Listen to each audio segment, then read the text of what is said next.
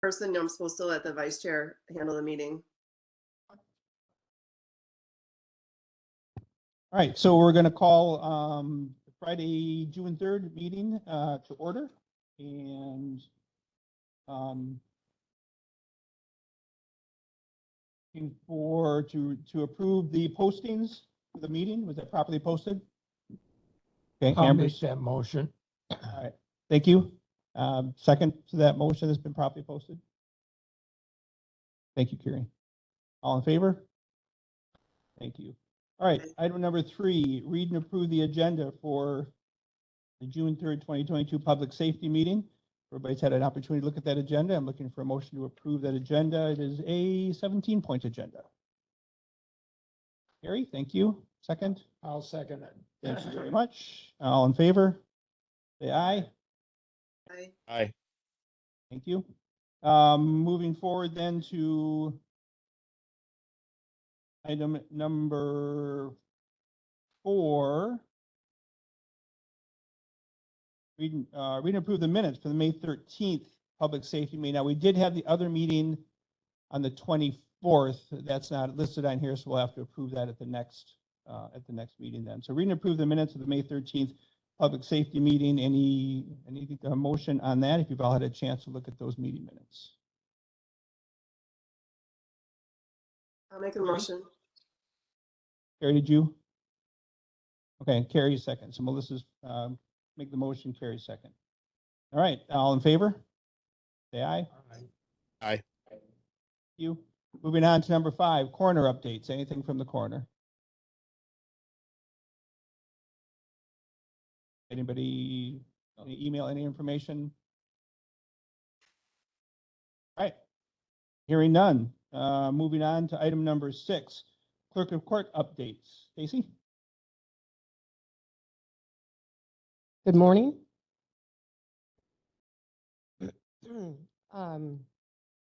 Well, the biggest news out of the court this week, the governor announced his appointment of Lisa McDougall as our new judge. So we have a new judge. We don't know yet when she will take the bench. A lot of factors occurring behind the scenes before that happens, but we're close, and we're told it could be by the end of the month. But it will be sooner. But till then, we continue to have Judge Day and Judge Kirchman as our reserve judges on anything that Judge Sharp was assigned to.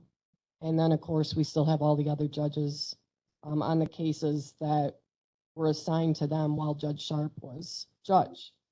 So still normal activity. It just will be nice to not have to do quite so much extra scrambling with daily changes in our court calendar. With this meeting being the first Friday of the month now, this month I don't have any new financial reports for you.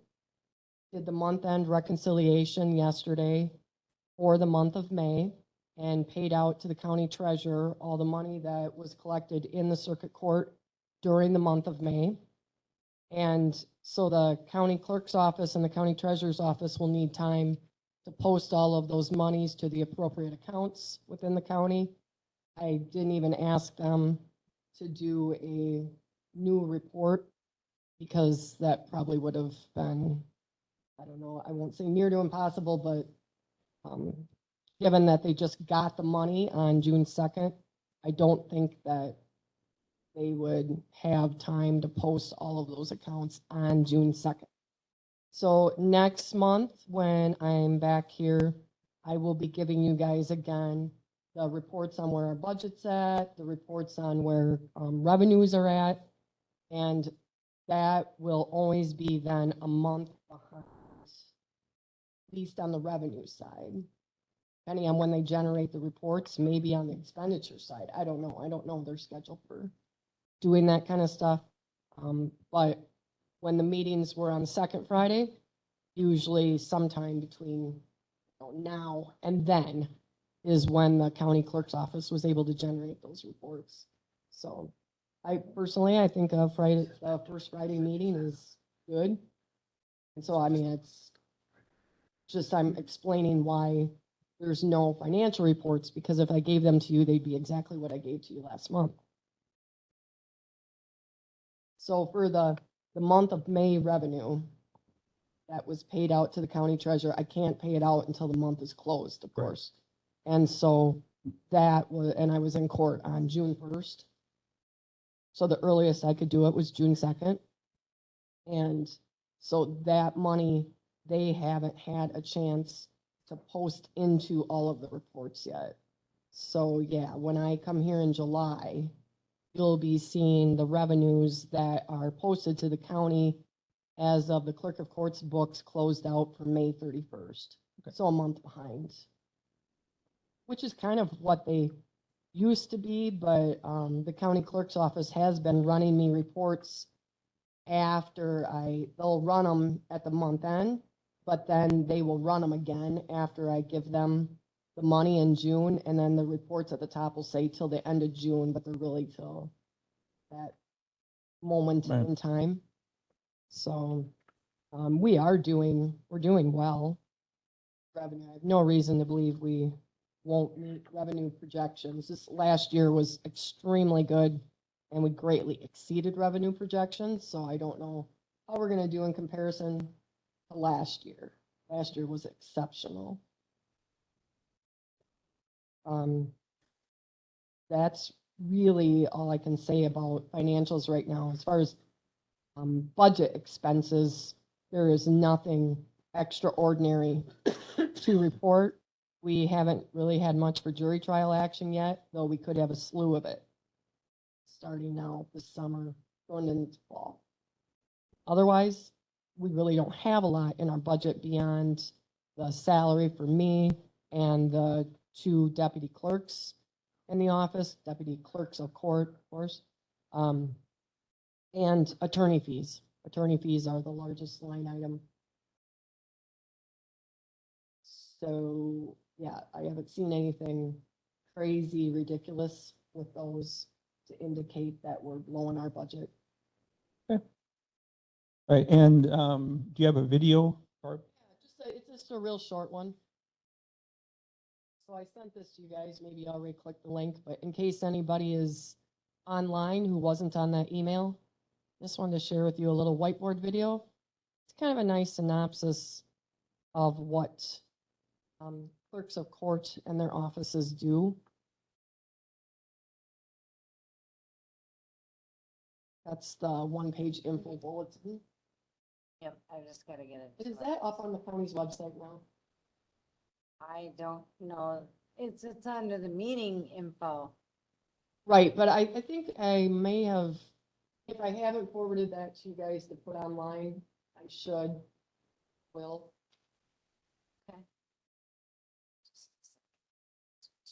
It just breaks it down into broad summary, the various areas that we work with.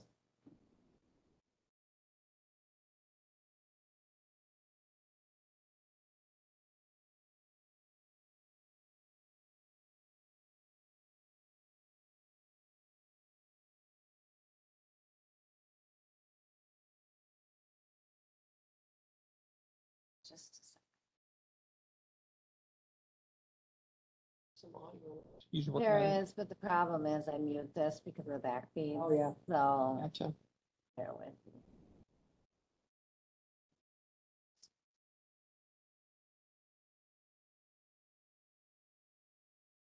Wait. Second.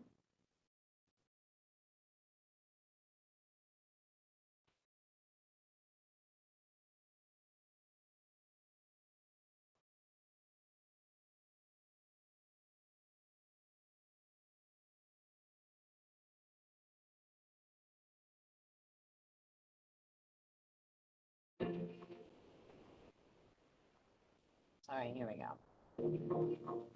I'm not sure.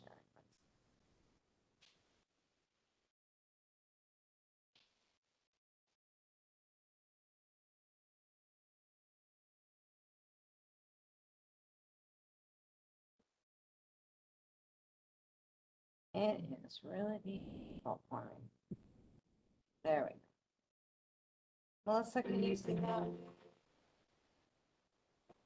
Still not seeing. Nope, still not seeing it.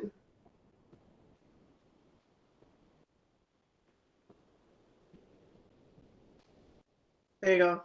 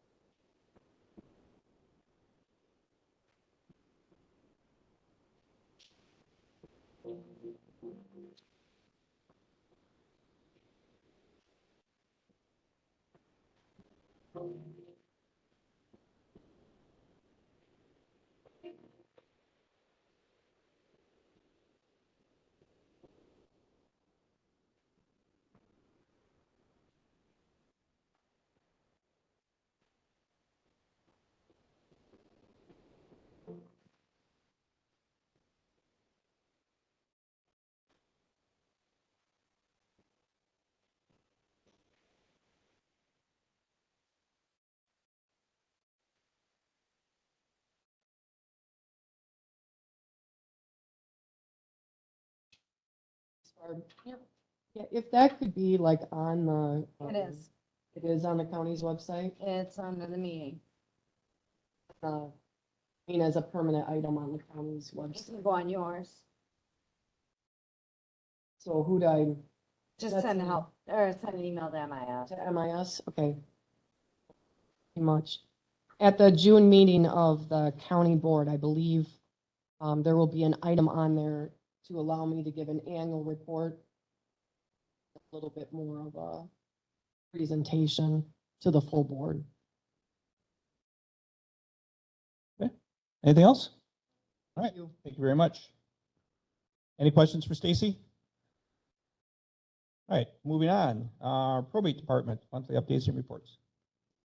So I just would like to reiterate what Stacy had said. We're still adjusting to all the reserve judges that we have and to the move that's going to take place. So we're looking forward to it. It'll be nice to have a regular judge full-time. And it's been, I would say, good, but a challenge to have reserve judges on different days coming in and out and trying to work that schedule. So I feel like it's gone well, but there have definitely been some challenges too with that.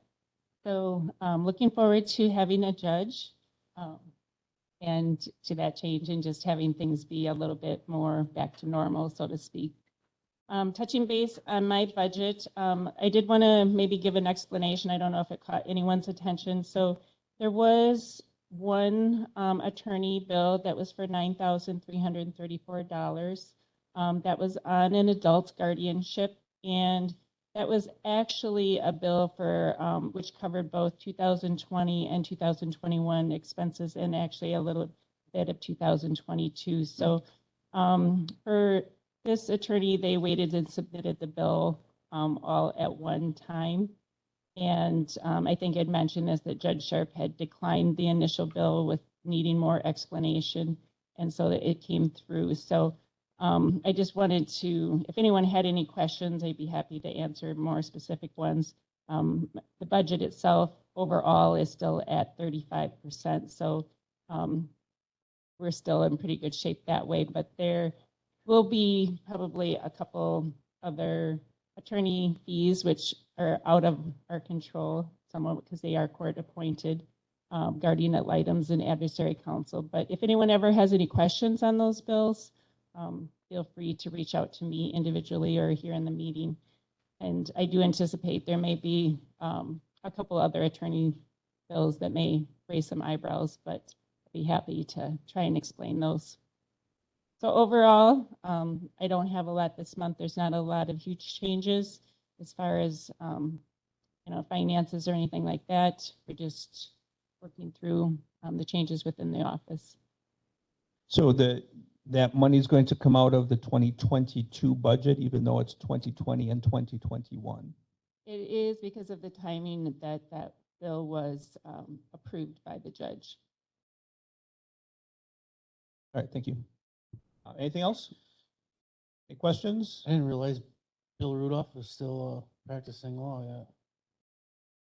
He does, he's out of Hillsborough and he is still practicing. He does a limited amount, but he still takes on a few cases. All right, any further questions? All right, then moving on to item number 8, the district attorney update, monthly updates and reports. Anything from the district attorneys? All right. Moving on then. Moving on to item number 9, emergency management. Darren? Morning. Right here, we okay? Just a couple of things. First of all, I realized that if you look in your folders, there's nothing in there as far as budget from emergency management, LEPC, and that's primarily due to not having the reports in there, so that's on me. But the other, I wanted to be able to start out kind of a clean slate since this is my second time on this committee. So next month, my plan is to give all of you an overview, 6-month overview of where we're at with both of those budgets. I can report that there's been no purchases of any substance because we don't have the money in those departments' budgets to buy anything. As far as tasks, the thing that we're working on right now, we are in the middle of finishing up our all hazards mitigation plan. Every county is required to have one of these, and it allows us to get grant money from both FEMA and the state when there is a disaster. That document will be ready for public review in August, hopefully, and then presented to the county board in September. So with Chairperson Luck permission, I'd like to be able to have that on as an agenda item in July, kind of as a public meeting, so that the public can also have an opportunity to give some feedback into that. We sent out surveys to all 16 townships, the 5 villages in the city of Richland Center, along with different departments to kind of get their idea of what they wanted, or what their thoughts were on mitigation strategies. And when I say mitigation strategies, those are things that townships, villages, city, county can do to minimize damage after a disaster. So, for instance, Forest Township is working on River Road, which is just outside of Viola. It's constantly underwater. And so they got some money. They're working with our county highway commissioner. They're also able to get some grant money. So they're trying to build that road up, make it more resilient to the damage that happens when there's a flood. And along with seal coating, I think like 3 miles of it. So that's some of those mitigation practices that we're trying to institute. So the surveys, we're still waiting for a few surveys to come back from a couple of the townships and 2 of the villages. Villages and cities are required to participate in this plan for them to become eligible for grant funding from FEMA. And we had a good meeting, 2 meetings now with the city administrator. She met with our consultant, John Heinen, last week for 2 hours. They went over some of the city strategies on mitigation from disaster. The other big project that we're going through right now is completely redoing the county's emergency response plan. We started that just before COVID started, which was poor timing on our part, I guess. But we're revamping it to bring it up to current standards. So I'll be reaching out to different departments over the next probably 3 to 4 weeks to review certain items within that plan. They're called emergency support functions.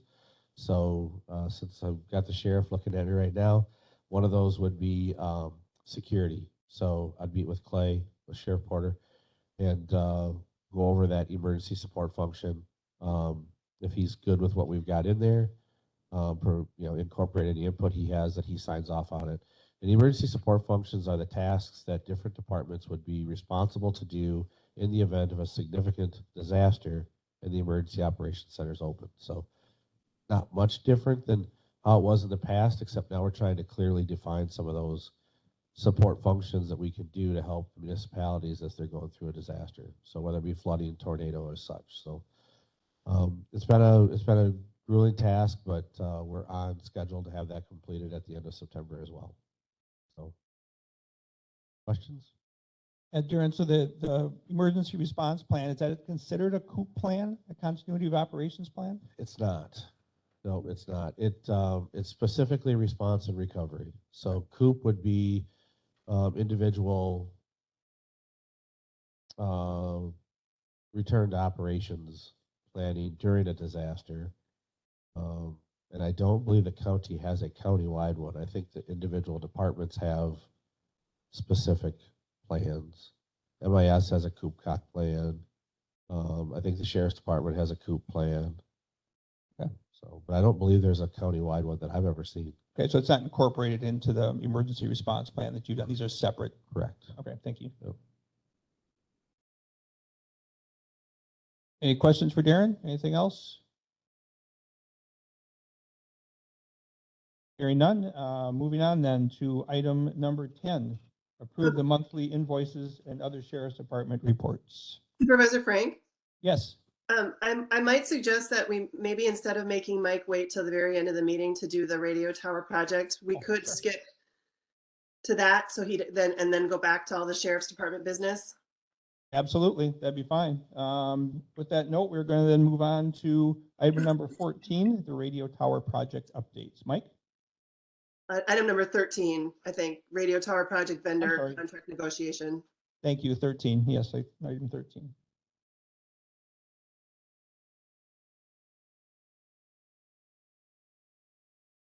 I guess I will ask, did everyone get a chance, if you weren't able to, I think everyone that's in there except for possibly Supervisor McKee was able to attend the vendor presentations. I did watch them again yesterday just to kind of refresh my memory as far as everything that they said. So I guess, Mike, I'm assuming you will go ahead and take us through your report and your recommendation, and then we can discuss our thoughts on it as well. Yeah, I planned on doing that, kind of touching on it. I know we talked a little bit in the last meeting about it, but yeah, that was my question as well, to make sure everybody had an opportunity to look at those videos. But I will kind of share. I did go through the report and kind of review the previous findings and I don't know if I made any major changes, but wait, I think you can see that. I don't know if I get things here organized. So yeah, so kind of put some final touches on the report and going back over that, I guess, in the recommendations section, just to refresh everyone's memory here. We first touched on the coverage aspect and realizing I think the county is going to get close, but likely could fall a little short of maybe the 95% threshold. But ideally, I think out of this has come the desire to make sure we focus on a couple of those border communities with that. But so that kind of puts us still at the 9-site design is our recommendation for what the county should anticipate with a vendor to get those coverage areas and meet the best threshold you can in the rest of the county. Hopefully in some of those areas you may fall short in are just more of a rural location. And again, that's strictly speaking about in-building coverage, because you will definitely meet thresholds for portable on the street coverage. So this next section just touches on the aspect that likely that will mean at least 2 greenfield sites in the county, given some of the areas that are challenging and the ability to have existing towers there. So we're recommending in the civils aspect, we anticipate the costs of probably 2 greenfield sites, and there is the potential for the third, but I think that's a good starting point with the budget is to anticipate those 2. Again, you could also get lucky and not have to use them, but that's where we're at with the sites themselves. And then continuing down here, touched on the aspect of the number of channels in the system. And so again, there we've got the 2 existing channels today. We think adding 2 additional will take care of the needs of the public safety. Of course, that also has the paging channel associated with it, and a public works channel, or the highway channel, which just has a mobile coverage throughout the county. So it's just either a 2 or a 3 site part of the design. Those are the key things. I guess we also last time talked about the recommendation to kind of remove the subscriber radios from the initial radio contract, as it probably gives the county the advantage of being able to I guess benefit from some of the agencies that have already purchased P25 equipment, or just the ability to let those agencies kind of work with vendors that they're comfortable with. So it's still part of the budgeting process, but just not maybe focused on in this initial contract with the radio vendor. So looking at this table, and hopefully you can see that, that kind of gives an updated version of the kind of, I guess, the evaluation table for the financials of each of the proposals. Took that and went through the scoring process, and was able to evaluate each proposal kind of against the RFP, the request, and complete the scoring process. I think really, it's, again, I think we've talked about this last time, but it's pretty close scoring. We've got really 5 proposals here, but in reality, it's just a different version of sometimes the same system. So we've got 2 vendors and essentially 2 systems with just some movement of the parts, I guess, or even some dropping of the expansion sites and down to core sites. But as I went through the process, I think, however close, I think the 10 site primary proposal from GenCom, it really probably takes the top score. But again, I think that's probably a site that or a proposal that has an additional voting receive site that's probably not needed. And so I really move out and focus on two proposals here. From the one from GenCom is their first alternate, the 9 site, which essentially to me is the most significant proposal that kind of matches the findings we have. It's got the 9 sites. It's got a complete the 4 channels, and it's got a complete design of all the support equipment. And so it really becomes, even though it's the second highest score, it really becomes what I would recommend as the primary focus for the county. And then from there, stepping down to the 8 site design, the Baycom alternate being the third one. Here again, it has a slightly less price tag to it, but that's because it's gonna need that additional channel added to it, and of course, being short a site, it likely is going to be something that if you chose to go that route, you would negotiate up to get to the level that you're looking at today. So those are the two, as I went through kind of the secondary review, those are the two that I really focused on, the GenCom alternate, the Baycom alternate, as I think those are ranking those really gets you probably the starting point, whichever vendor you choose. So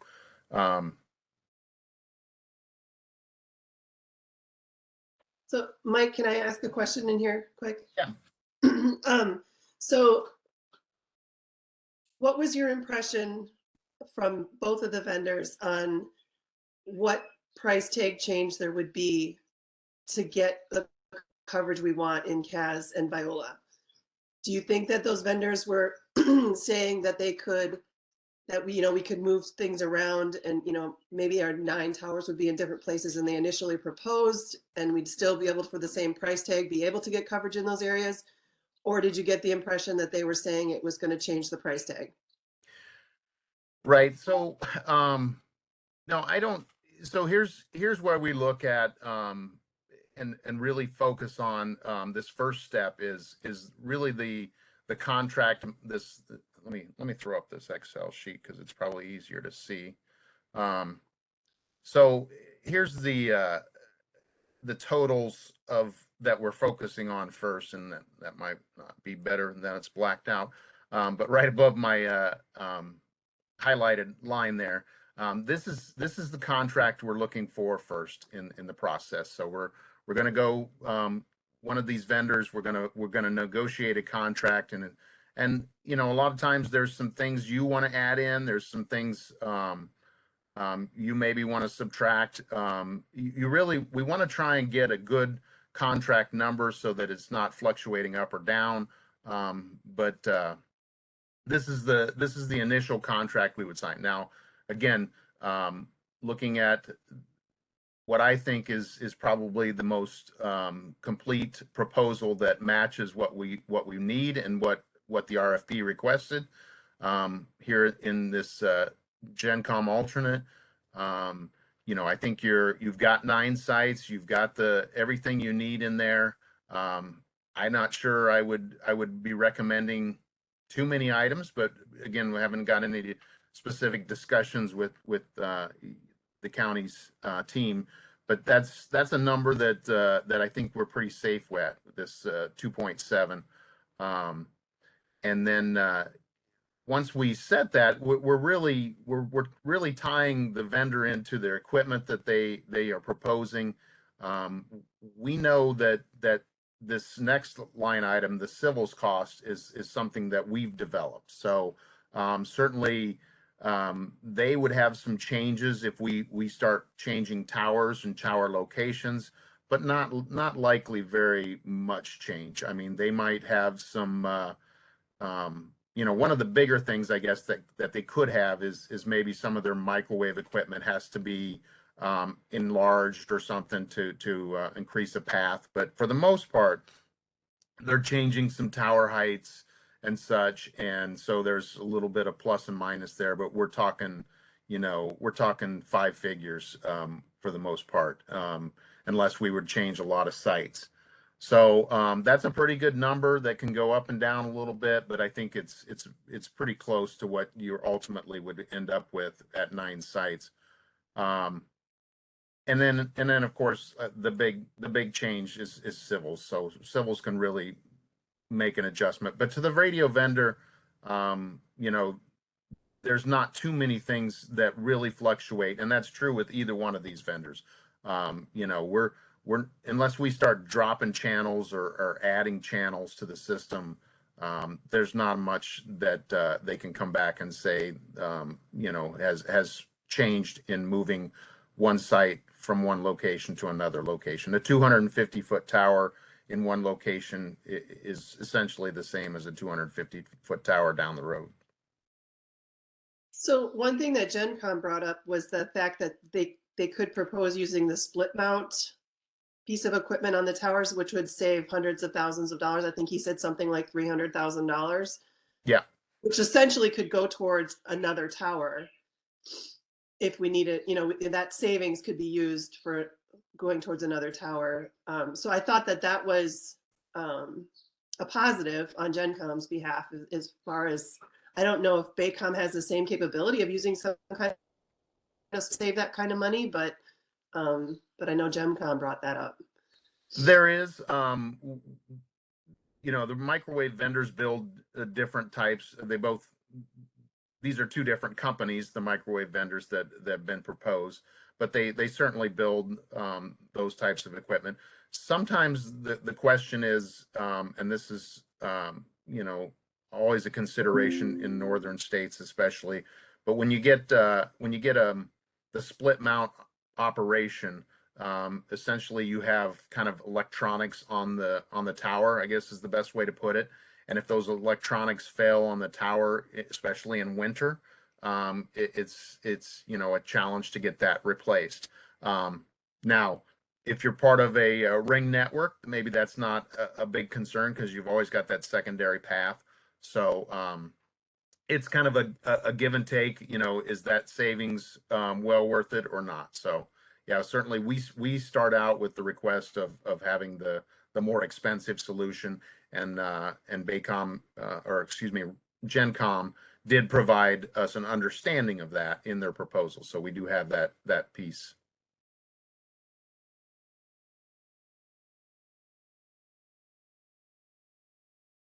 So I guess I'm not feeling for sure like you answered the question straight up. So do you feel like the numbers are solid? Because I think we made a slight mistake in not saying in our RFP that we wanted coverage in Cazenovia and Viola. And I think that there's no question that we have to have coverage in those areas. So when we negotiate the contract, can we specify in the contract that we do want to make sure that there's indoor coverage in those two places and make sure that it's still within the cost? Or how can we make sure that those are covered without our budget getting blown up? Yeah. No, I think we do have the numbers. I mean, I think I agree with you. We probably didn't put enough emphasis on that in the RFP to really, the vendors took kind of the fallback position. I think they wanted to provide coverage in that area, but they obviously realized that they just didn't have the tower sites to do that and show that without increasing, and even though they don't provide these civil costs, they understand that we're going to apply civil costs against their proposals, and so they're looking to try and create a proposal that meets the requirements, but also doesn't get them thrown out of the process because their civil budget is beyond control, and they don't have any control over that. So I think they took a fallback position. Both of them did, when they just didn't have a site there, and they didn't recommend a greenfield site up in those locations. They took the most beneficial site they could get, and they went with that. And so, of course, again, both of them went with the state of Wisconsin tower up there. So yeah, I think as far as there's going to be some movements, and that's where we're kind of anticipating that greenfield site in the civils budget. But for the most part, I think we've got solid numbers from both vendors, but I think GenCom's are more laid out in their proposal.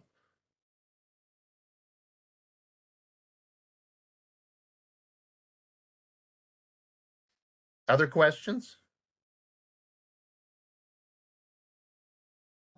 And this is Bob. So I did go over the videos. I thought the videos, the presentations were good. I think there were a couple of questions that came up. One of them in one of GenCom's comments stating that the intercoms weren't working properly in the jail, or weren't working at all. I did discuss this with Sheriff Porter and then the sergeant down there, and they are not working correctly. They're not working from the Huber dorms. They ring into one council, and you have to walk over to the other council to reset them. So I wanted to make that just make that comment that that's going to be a critical point in how that gets solved in this project, to make sure that that's a very good functioning piece of it. Other than that, I guess, what is our next step here? So I think, I mean, I'm comfortable that, you know, my report, I think is, you know, essentially finalized unless, you know, the committee has some direction. I think, again, the scoring aspect of it really highlights to me that the GenCom alternate number one design is I guess the most complete proposal against scored against the RFP. And so that would be my recommendation. Certainly the committee can take into account other items. I think both of these vendors are pretty close, and I know there's some question about you know, just the relationships that they might have in the county with other items. So I think it's really in your hands, but that would be my recommendation, is to move forward and rank them in that order, and then hopefully provide us or the county the ability to kind of move forward and try and negotiate a contract in, you know, in that order. And if we can't develop that contract with the first vendor, we would have the ability to kind of move to the second vendor. But I think you can move into that contract negotiation step and hopefully get something finalized that is probably likely, you know, in the 2.8 or under $3 million area for a total from a radio vendor. So I would make the motion that we take Mike's recommendation and enter into contract negotiations with GenCom for the alternate one proposal. However, I want to stipulate that I want the contract language to be very clear that we do want coverage in Cazenovia and Viola. And I would second that motion. Discussion? Would Lone Rock be covered then? With paging and talking down there? Sure. Under the current plans, and Mike can correct me if I'm wrong, but I don't believe I am, under the current plans, Lone Rock is covered. It's getting its own tower, I believe. Yeah, look, The maps show a blank area down there. You guys need to review those again. There is quite a white area down towards Lone Rock. the Lone Rock area is the location that both vendors have identified a greenfield site down there. Both vendors have chosen different locations to kind of place that tower. I've looked at the area. I know that I think if the county has a highway, I'll call it a equipment shed in the area that I've kind of identified as a primary location that I would ask the vendors or our vendor to relook at as the siting location, because obviously that's something we do, especially when we start talking about greenfield sites, is we try and locate them on, you know, any existing county or municipality land. That way you don't have to go and purchase land or you know, go through the process of trying to lease space. So that's the area I've focused on, which will provide good paging coverage, good radio coverage in the Lone Rock area. Okay, other questions, other discussion? Mr. Vice, this is Clint Langrick. I just wanted to bring up my perception on both of the presentations. I thought both vendors did a terrific job of presenting. I appreciated GenCon's more bring out the maps type of approach, and that was kind of countered by Baycom's bring out the equipment and kind of talk on the values of service and kind of a people relationship type of an approach. A couple points that did resonate for Baycom for me is I did appreciate their equipment. I think was heavily through like a Motorola. And from what I understood in some of my notes, it sounded like that was going to connect in with some of our existing systems perhaps better, and then also with some of our surrounding counties. Now, I mean, I say that just as a discussion point to kind of say that's what resonated with me. I have no problem going forward with a GenCom solution. I think the 8 site or the 10 site brought forward and having the maneuverability to play with the models to try to push the coverages out to the Violas and to the Casanovias and to the Lone Rock corners. I think that both vendors are going to be able to work with us to make that happen. But I did have some appeal with equipment. So I don't know if that's necessarily enough for the committee to really consider on not going forward with GenCom, because again, I think we're in a position where both vendors are going to make it work for us. So I just wanted to bring that out. Thank you. Thank you. Other comments, other discussion?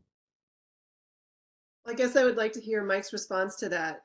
I mean, how important do you think the equipment will be as far as how well we can communicate with our surrounding area and with our existing equipment?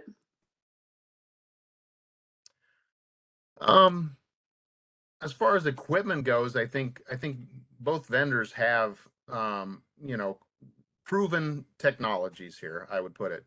Both of these systems have been built in numerous locations. I think really, if you were to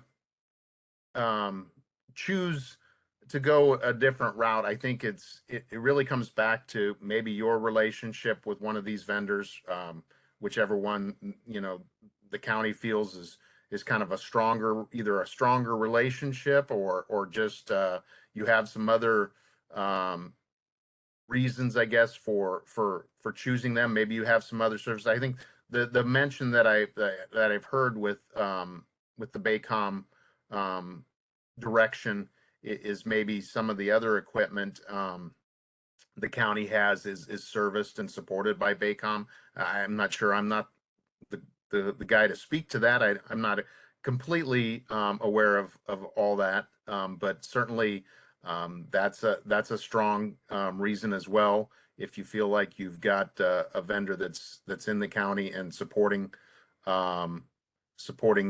other aspects of the county's emergency services systems. Again, these are very close scores. They really can go go either way, and of course in the RFP itself, the county is open, or it's reiterated the county has the ability to choose whichever direction they want. And so, yeah, that's where I would say, I don't know if someone else has some of that background understanding, but certainly if you have that aspect of the support and the vendor reliability that you want to bring into the conversation, I think it's warranted.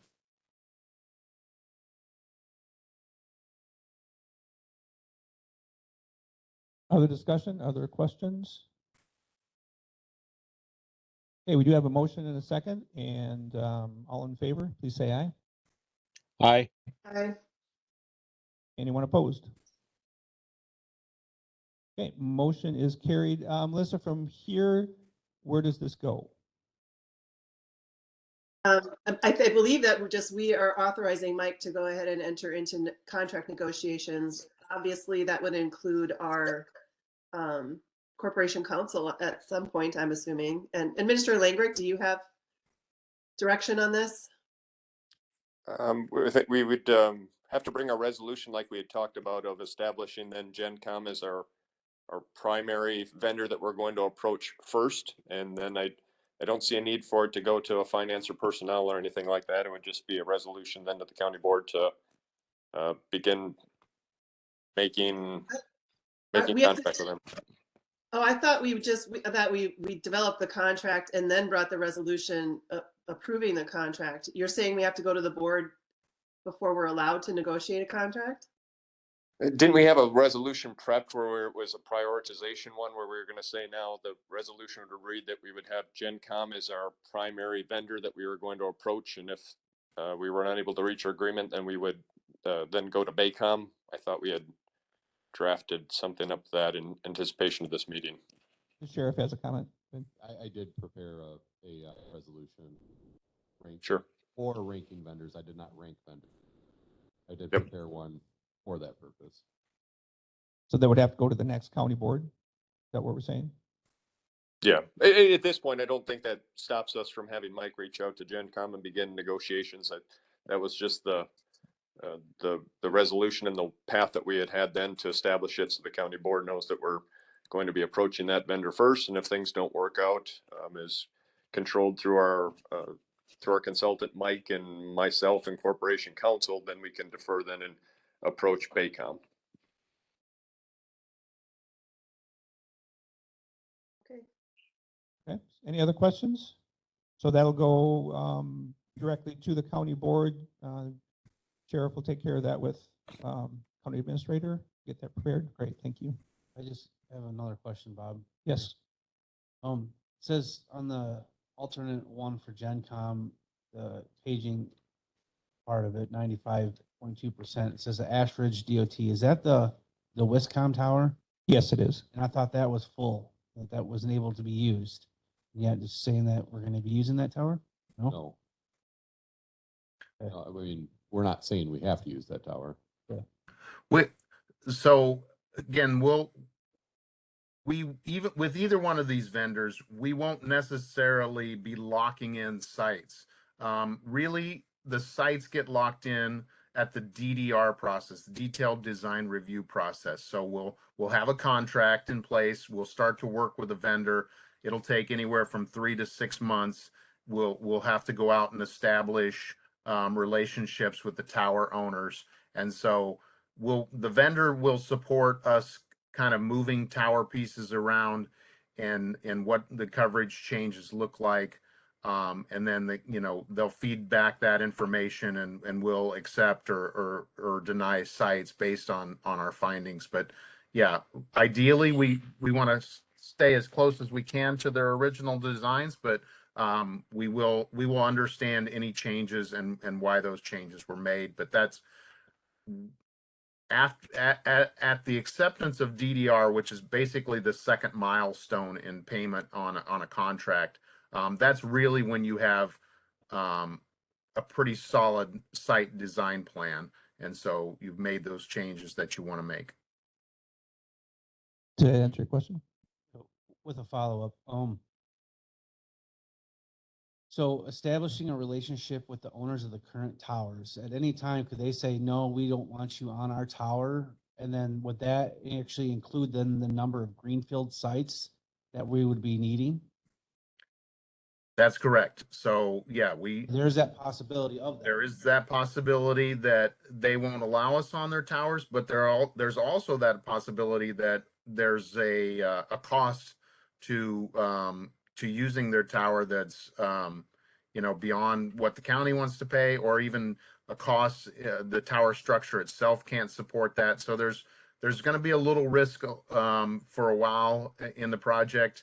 We hope to minimize those things, but yes, definitely it's a ways down the road before some of these factors are locked in completely. So that alternate site for GenCom, the 9 site, and which we approved, that's a 6.6 million. Is that what they're proposing? That's what we think the budget is today. Yes, correct. Okay. We won't know that until the contract's finalized. Yep.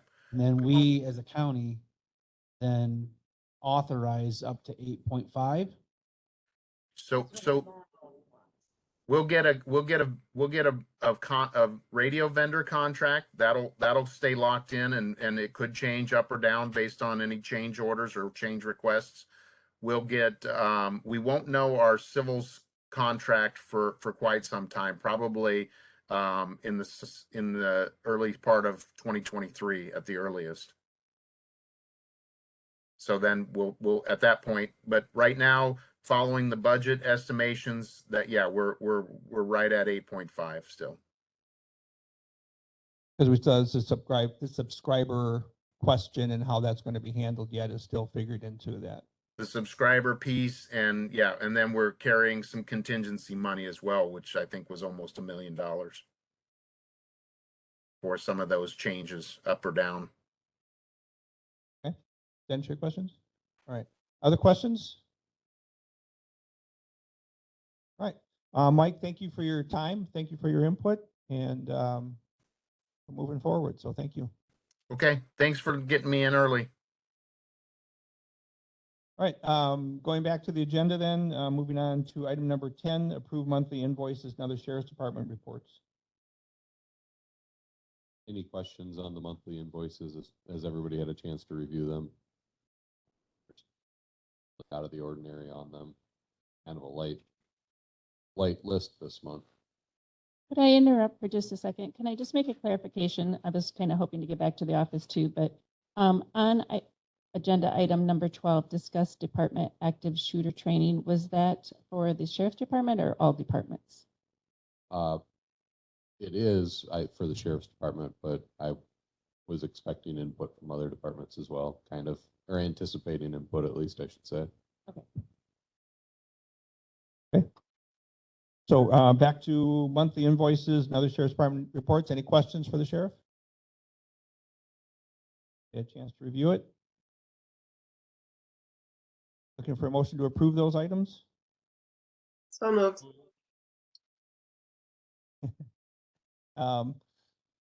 So Richard and then Melissa second. And, any other reports you had, Sheriff? Just the sheriff's report, I got that, and then just wanted to note a letter we had received from training and standards. But monthly inmates or average number of inmates housed for the month was 30.59. So we climbed about 3. That's the highest number we've had in a long time, isn't it? It is, yep. Yeah, getting up there where we're getting into mandatory coverage area in the jail. Monthly complaints, 279, so that's a pretty good climb. I would say that in the last couple of weeks, things have gotten a lot more busy for us. Traffic citations issued 61, civil process served 22, transports for the month 11, and average number on electronic monitoring was 5 for the month. Total calls, 529 calls for service, 91 calls for EMS, and 119 calls for the police department. Additionally, we had I guess Aaron and my first training and standards audit, records audit. And I included a letter in the folder for the month. Basically, it was commending us for having organized and complete records. So Excellent. that's the first one we've encountered. I think he said they try to do it every 10 years. They try and do an audit, records audit. So looked like the last time we'd had one was probably back in 2014. Sheriff Porter, I would recommend forwarding that letter on to Administrator Langrick so that he can share it with the full county board. I think it's important Definitely. to recognize how well you guys have done with, and because records keeping these days is difficult, and I think we should recognize your hard work in making in that you did so well. I will forward that on. All right, all in favor of accepting the monthly invoices and report, please say aye. Aye. Thank you. Anything else, Sheriff? Moving on to item number 11, filling open positions in the Sheriff's Department. We want to move on to the.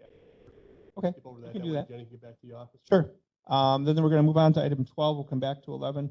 Item 12, discussion Department active shooter training. Melissa, you have some comments and start this? Yeah, I just wanted to say that I asked Sheriff Porter if we could have, given everything that's happened, I thought it was important for us as a committee to understand what training our officers or our deputies are already getting, but also more importantly, what other training we might want to make sure that they are able to get, and if that requires a budgetary commitment. I think that's a way in which our committee can be supportive of our sheriff's department, and especially as we develop our 2023 budget. So I guess I'd like to start with Sheriff Porter just describing briefly what training is already happening, and then what training is out there that we haven't taken advantage of, and his thoughts on what he'd like to see happen for his deputies.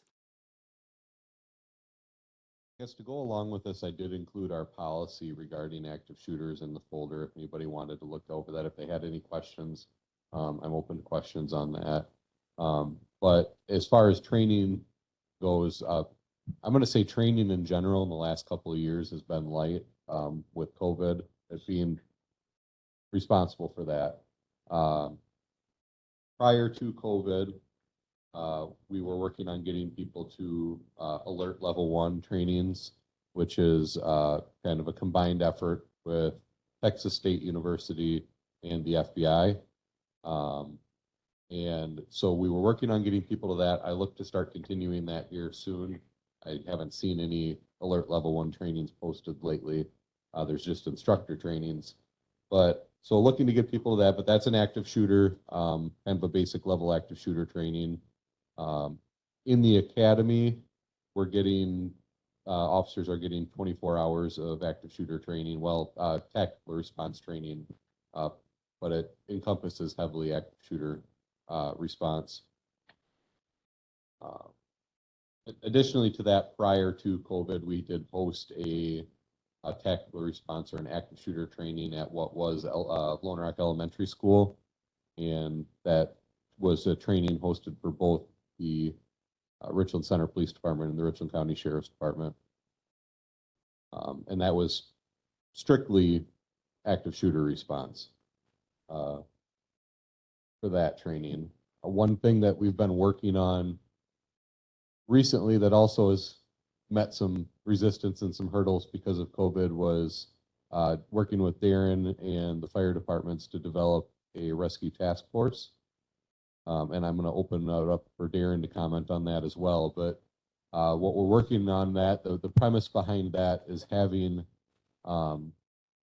outside of your initial first responding officers who are going to enter the scene to stop the threat, bringing in additional resources in behind when you have what would be considered a warm zone in a building. Those additional responders being fire and EMS, coupled with a law enforcement security team, to go into the house and start removing, the building, whatever it may be, to start removing wounded from that warm zone so they can get to treatment faster. That's something we started working on as COVID kicked off, and it seemed like every time we were ready to start training, we had the next wave of COVID come through and set us back. So hoping to get that started again here in the near future, and I'll invite Darren to talk more on that if he wants to. Thanks. So in regards to Rescue Task Force, or what's known as RTF, I guess is the acronym, we kind of have a local curriculum established. And there's a few of us in the county that could teach it. Sheriff Porter has the ability to teach a module. I have the ability to teach a couple of modules. And I think there's a couple of officers on both departments, both county and city, that can teach some of the tactical response pieces too. One of the keys that we're trying to take out of this is it's a countywide plan, and it's just as much about the tactical response as it is the management of the scene, because there's just as much going on the inside as there are on the outside as there is on the inside. So we've taken this to the fire chiefs mutual aid association meetings 3 or 4 times. And we have some departments that have shown some interest, some that have not. But it really is a combination of just trying to have an organized response if there's an active shooter situation, where responders can go in with law enforcement officers in a warm zone where the active threat is not highly engaged, and try to get people out of there. You might have heard the term in the public, stop the bleed. And there was several instances in the past where sitting on the sidelines, EMS sitting on the sidelines waiting for the situation to be controlled actually costs more lives than it could save. So we do have the ambulance service. We do have 5 individuals that have gone through RTF training in the hospital in Janesville, 2-day training. And then 2 of our members, myself and Jason, have had some more advanced training in that. So we're hoping to bring that to the table, working with the sheriff's department and get this countywide rescue task force plan in place. So that might be something that Sheriff Porter and I can share at the next meeting, if you wish, the whole plan that we've developed so that kind of see where we've been working on. So we're hoping that early this fall, we'll be able to kick off. It's a 16-hour, 2-day training that we'll be hosting locally.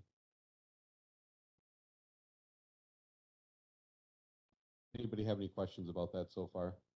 Yeah, so my question is, in looking at policy 412, is that what you have? Okay.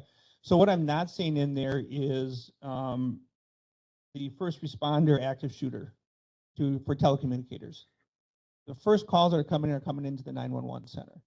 And I don't see anything in here that's identifying that, and that's probably under your policy for telecommunicators and dispatchers. But I think that's a critical piece. In hearing some of the reports that came out of Texas, the people in the field did not know what was going on, what calls were coming in, were not getting that information accurately. And I think the first responders are the telecommunicators, because then that's where the calls are going out. And Richland County is EMD certified, so they are providing critical health. I want to make sure that they're incorporated into your 16 hours or whatever. I think that's a critical piece for the county. And that's a good point. You are correct. It is a separate policy that governs that.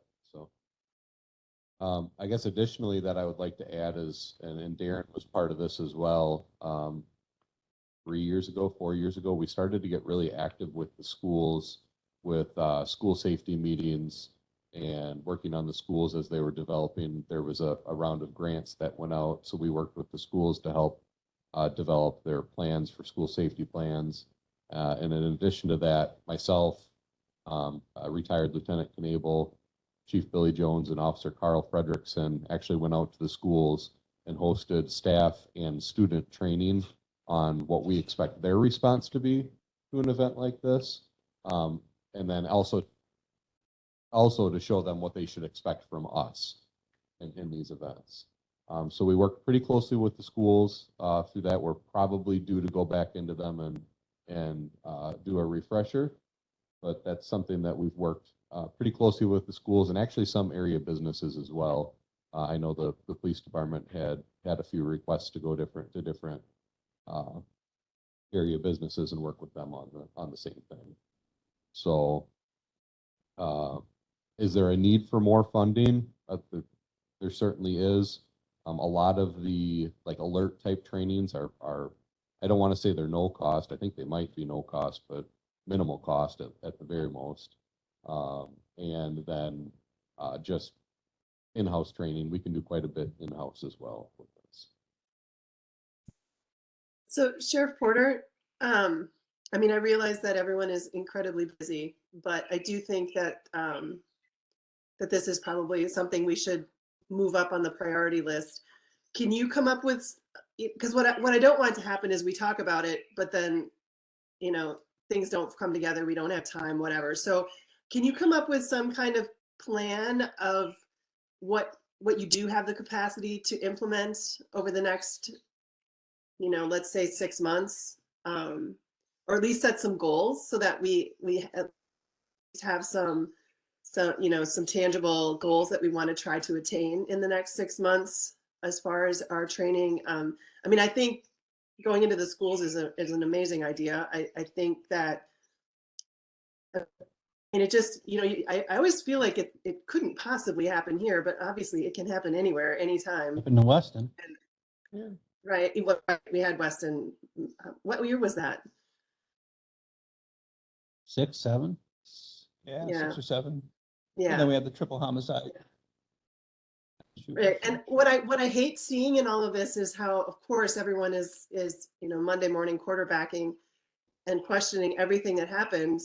Um, so I know it's easy to judge, but what I want to do is feel like we did everything we could to train and support your department, so that if it does happen, and that we've done everything we can to do the best we can to respond. So I guess I would like to see some kind of written goals or plan or something, so that we make sure that we actually prioritize this. I think we can do that. We can figure something out. Would you like it the next month, or are you thinking? I mean, yeah, I mean, if you could by next month at least have an idea what you think would be the most effective tools that we can, like, is getting into the schools the highest priority? Would that be the most effective? Is getting, I mean, you had commented that we have a pretty young group of deputies. So, do we need to focus on making sure that our newer deputies are well trained, or is it better to have our leadership who's going to be making the decisions? It would probably be you and your chief deputy and the lieutenant. So do we focus on leadership training? Whatever I mean, obviously it's your field and you're the expert. I don't want to tell you what to do. But I guess I would like to know where you feel we could be most effective in making sure we've given everyone the tools they need to respond in these situations. And would this include contact with Health and Human Services as a prevention? That was one of my questions too. Yeah, do we ever coordinate with, like, if we know the deputy is going to be responding to a mental health crisis, do we contact HHS? Do we have a person that can go with deputies? And if we don't, that is something that as a county we could look into, as far as how do we create that response team that has a mental health provider in it as well. So we do work with mental health across the street when we're dealing with somebody in a crisis, or Northwest Connections, which is who the county contracts with for that kind of stuff.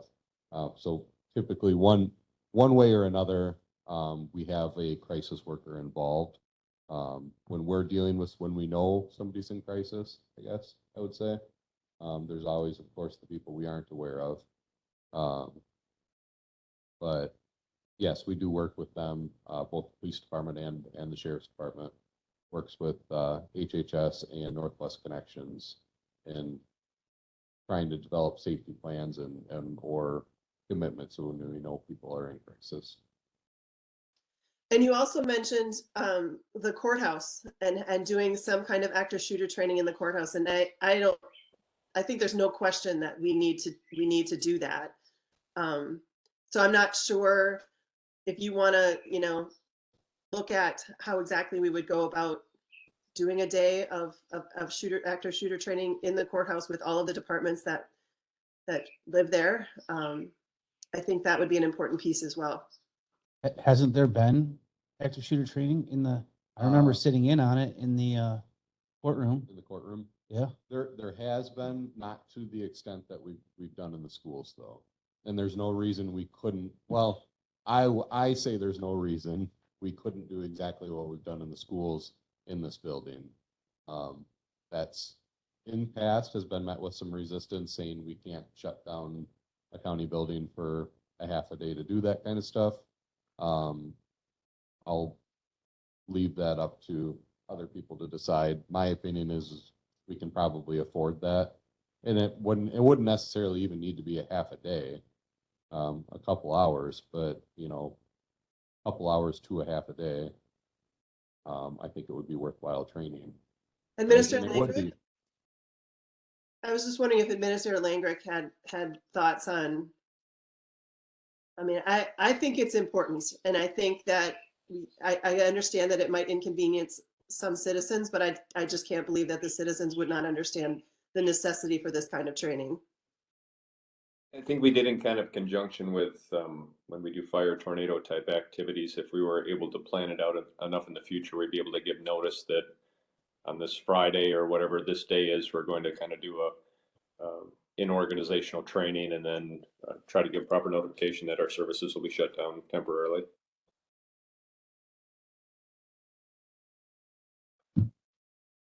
All right. I mean, I think that sounds good. I think I will leave that to you and Sheriff Porter to work out. Darren, do you have a comment? Oh, okay.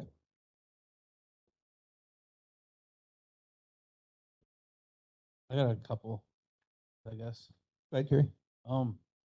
So do you have the proper equipment as far as handling an active shooter situation? Like you got the military grade M16 fully automatics, or you got the scary looking guns that's able to help out? Or do we need to help support we do you? not, we give do you- not have fully automatic M16s, and actually our SRT members, although they have a much more compact rifle than our regular patrol people have, we don't have fully automatic ARs. So the rifles you have are what anybody else could purchase on the street, correct? They are, yeah. Okay. And there's really not much need for fully automatic in law enforcement. We're Okay. accountable for every round we fire. So, but we have good equipment. All We right. could use more, but we have good equipment. You think that there should be some money set aside for having some more proper equipment? I think, that it would probably be a worthwhile investment for us to invest maybe in some more shields, stuff like that, and some less lethal equipment, but we do have good equipment. What about, Darren mentioned and you mentioned about first responders going in, is there any protection for them? Body armor? So as far as rescue task force, that was a part of the project was funding armor, mostly like plate carriers for the responders. The law enforcement, we all have vests. A lot of us have plate carriers, so we have rifle rated armor. A lot of well, I shouldn't say that anymore because we have such a young department. Used to be a lot of us had rifle rated armor. Now it's probably half of us, maybe a little bit more. But the idea was to go that route as well for fire and EMS, and they would wear. I think we had settled on a red plate carrier where most of our law enforcement guys are wearing black. But that we were going to get them armor, and I don't know if we were going to get ballistic helmets, but there was talk of helmets as well. But no, we weren't. The plan, the idea is that they're not going into an area. They're going into an area of higher risk. They're not going into an area where they should confront a threat. So they shouldn't need it, but they should have it. And then I want to go out, talk a little bit about policy that you have here, since there's a lot of criticism with the Texas shooting that happened by a lot of major news networks.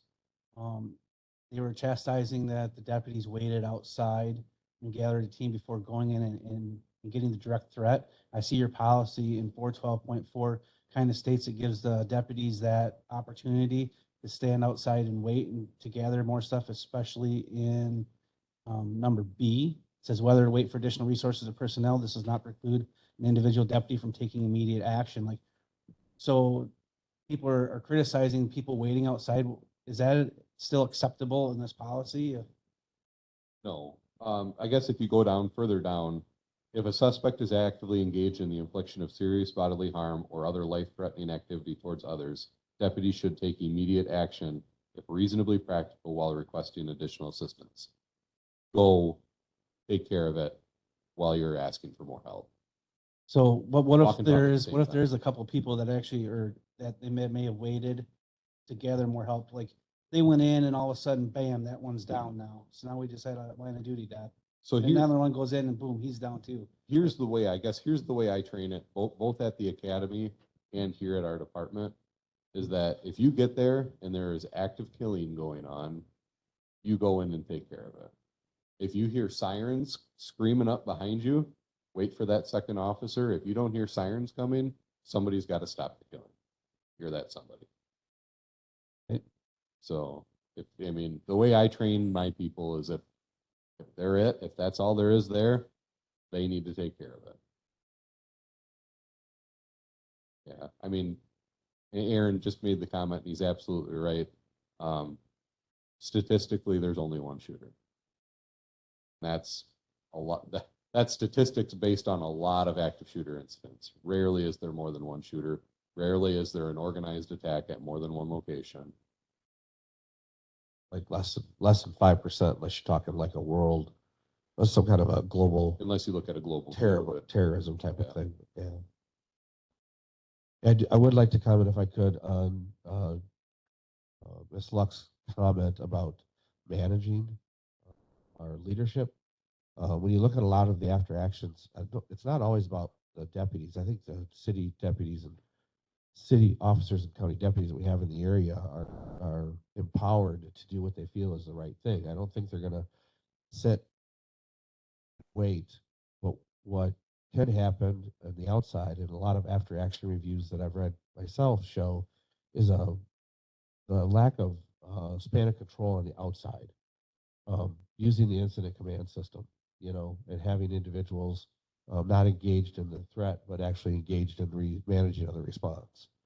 So those training opportunities are valuable, just as much as the training locally too. So the emphasis needs to be put on that point as well. So if you're talking about having a training budget, I think that's a piece to put in there to allow for individuals that are going to be in some sort of a managing this incident to be able to attend those training.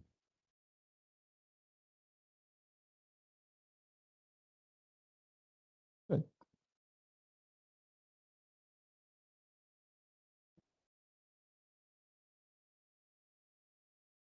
Her mic's not on, I can't hear her.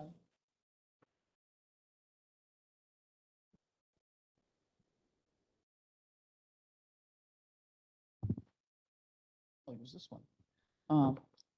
My limited experience with accidents or trauma, we all have seminars that we go to and taught what to do in a certain instance. And if you don't keep these seminars up or keep refreshing on it, people forget. After one seminar, you don't tend to remember. It's just a great day of not having to go to work. That plus the fact, no matter how much you know and are supposed to do, nobody knows what they're going to do when the situation happens until the first time it happens. Somebody who you think is going to be a great responder and run in there and get that shooter could freeze. And they never expected to freeze. There's a lot to go on. So I think it's really important that you have refresher, so this doesn't go out of people's minds. It's just my opinion. And I agree with that. And thinking in my head after Melissa's request, and it's something that Chief Billy Jones and myself had discussed pre-COVID, was that the goal was to go yearly with a active shooter tactical response type training.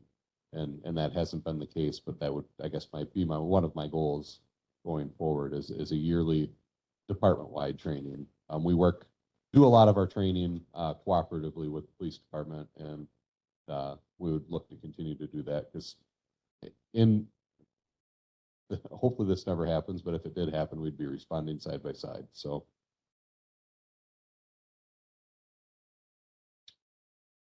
Other comments, other input? Okay. You have.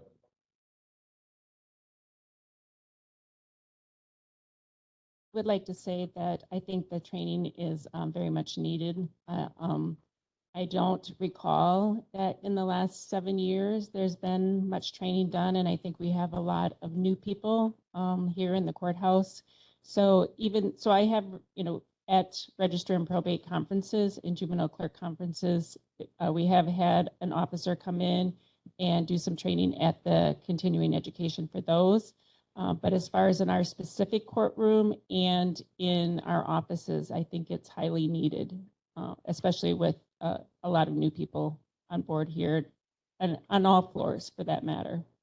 So, but there are, I think, emotions run high in the courtroom and in the hallway that we are on second floor. So I would just appreciate for everyone, even on in addition to active shooter training, maybe giving, and de-escalating people sometimes. That might be helpful too.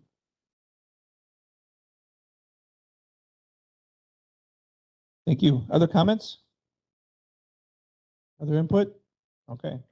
Been tasked with a project then, it sounds like, Sheriff. So, all right. Moving on. Item 11, filling open positions in the Sheriff's Department.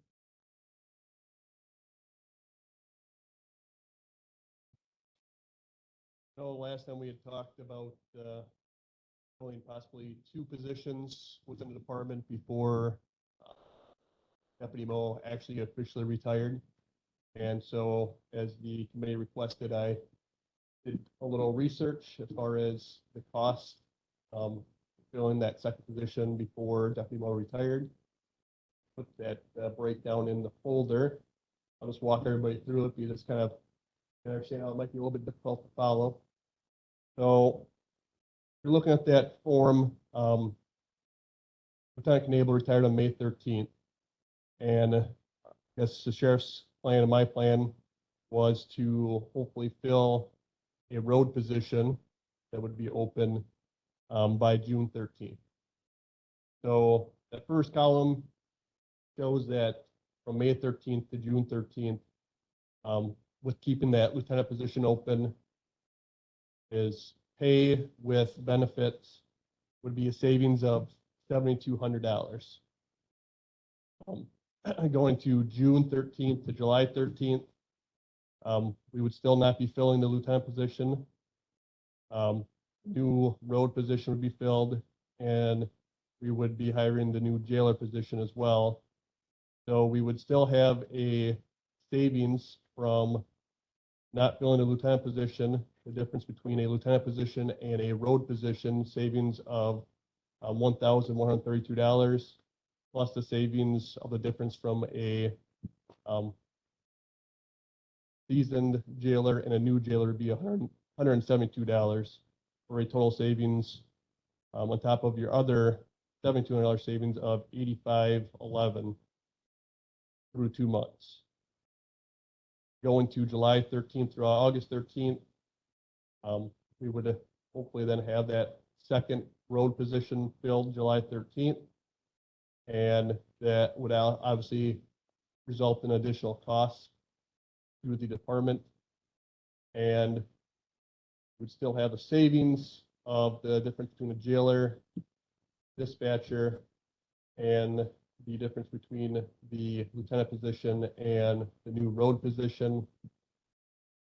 So you subtracted Must be having the technical total amount of difficulties in the savings from courtroom the first 2 months, or in the courtroom, in the and boardroom. plus the additional new road position. Clint or Dave, can you Would hear still me? be a positive 3742. I can hear you. At the end of that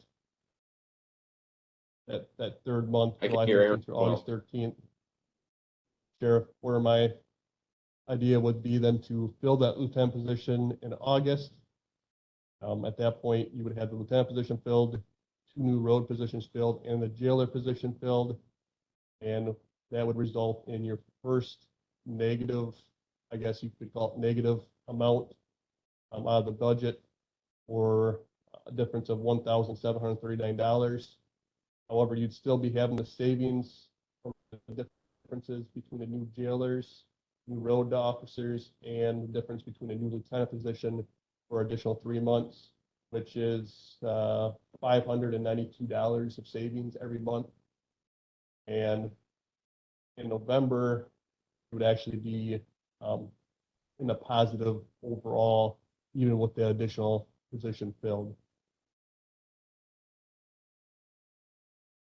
Everyone followed that whole line of thought there. Anyone have any questions about any of that?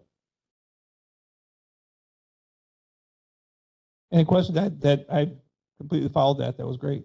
Thank you. It's very good. Questions? Sheriff? So we don't have a hard date for that next retirement yet. So this is, we're still waiting and anticipating on that. And that would be, I guess, as well as approval would be pivotal in doing this is once we have a hard date, but, we just wanted to have the numbers prepared anyway, so.